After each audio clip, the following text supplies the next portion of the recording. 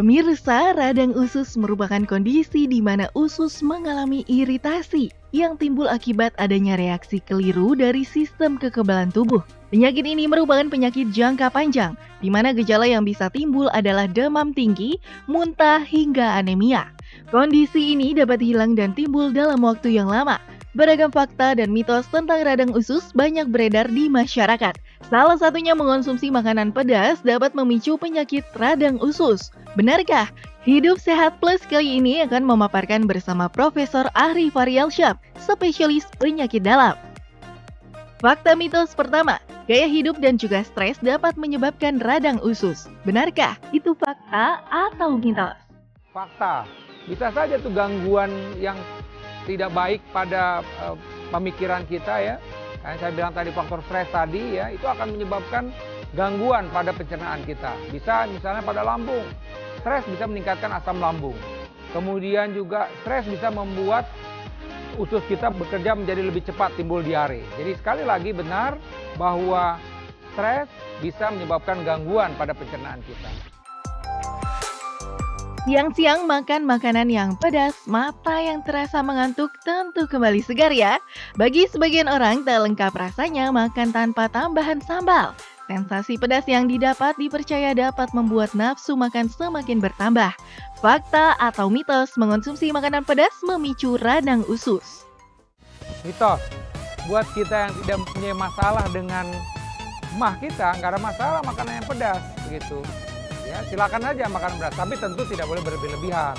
Ya, kenapa? Ya kalau kita memang kebetulan sensitif, ketika kita makan pedas yang berlebih-lebihan bisa aja timbul perih di hati atau bahkan mencetuskan terjadinya diare pada pasien tersebut. Mengonsumsi buah dan sayur memiliki banyak manfaat bagi kesehatan, terlebih bagi Anda yang sedang melakukan diet. Tahukah Anda tidak hanya baik untuk kesehatan saja, mengonsumsi buah seperti jambu biji dapat mencegah penuaan dini. Dikarenakan buah ini mengandung beragam vitamin yang bermanfaat bagi kesehatan.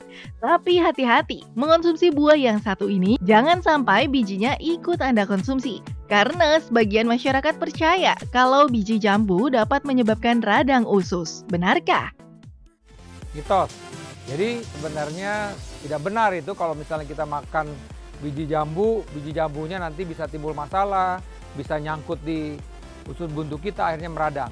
Tapi tentu yang mesti diperhatikan adalah ketika kita mengkonsumsi sesuatu makanan itu memang harus dikunyah dengan benar ya. Tujuannya apa? Agar ketika makanan itu sudah dikunyah dengan baik, maka lambung siap menerima makanan tersebut dan selanjutnya setelah makanan tersebut diproses di lambung dia akan siap juga ketika diteruskan ke usus halus.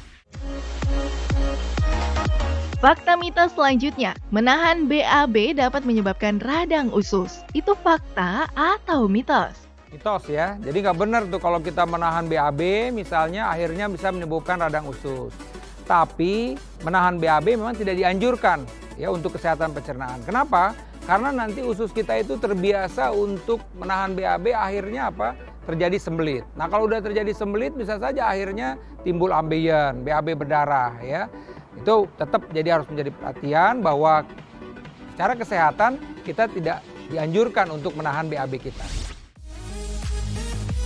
Makan merupakan salah satu kebutuhan utama manusia. Selain memberikan energi, mengonsumsi makanan sehat seperti buah dan sayur juga membantu tubuh agar tetap sehat. Tapi jangan lupa juga diimbangi dengan olahraga. Asal jangan olahraga setelah makan, karena katanya bisa menyebabkan radang usus. Mitos ya, jadi olahraga setelah makan tidak ada masalah. Cuman masalahnya begini, kalau kita setelah makan kemudian kita loncat-loncat, bisa saja makanan tersebut akan balik arah ke atas. Tidak menyebabkan radang usus secara langsung. Tapi tetap itu suatu hal yang memang ketika kita selesai makan ya tidak boleh langsung olahraga, begitu juga sebaliknya.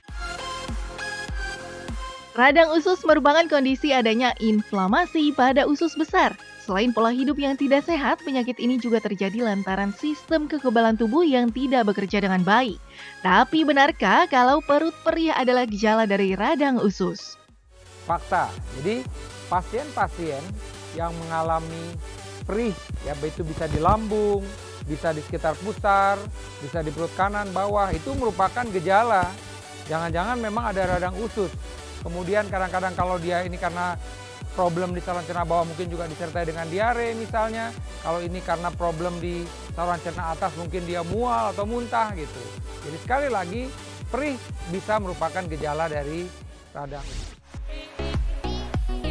Bagaimana sudah dijelaskan mana yang fakta dan juga mitos dari radang usus? Supaya Anda dapat terhindar dari penyakit radang usus, yuk simak tips dari Profesor Ari, spesialis penyakit dalam berikut ini.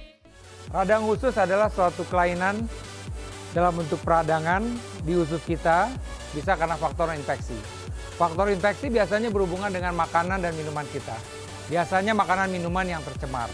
Jadi oleh karena itu kita mesti perhatikan makanan minum kita, karena kalau kebetulan sudah terkontaminasi, dia bisa menyebabkan peradangan pada usus kita.